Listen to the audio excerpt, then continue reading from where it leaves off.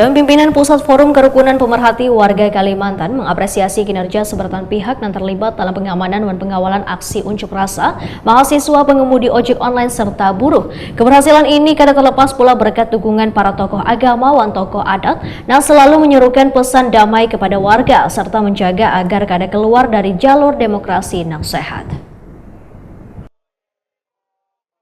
Dewan Pimpinan Pusat Forum Kerukunan Pemerhati Warga Kalimantan Selatan mengapresiasi kinerja saberatan pihak yang terlibat dalam pengamanan dan pengawalan aksi unjuk rasa mahasiswa, pengemudi ojek online serta buruh di depan gedung DPRD Kalimantan Selatan tengah hari Senin 1 September 2025. Aksi tersebut berlangsung aman, tertib, dan kondusif hingga selesai. Ketua DPP FKPWK, Advokat Rahmat Fadilah SH, Wetakoni Prima TV memadahkan keberhasilan menjaga ketertiban dan keamanan pada aksi massa ini kada terlepas dari peran aparat kepolisian dan TNI yang mengedepankan pendekatan humanis dalam mengawal jalannya demonstrasi.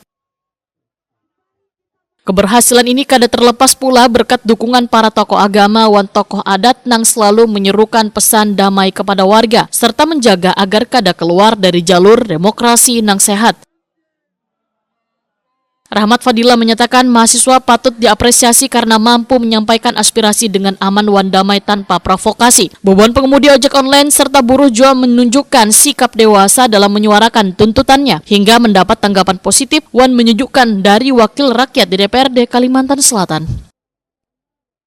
Terima kasih, alhamdulillah kegiatan demo mahasiswa yang dilaksanakan tanggal 1 September 2025 berjalan dengan lancar.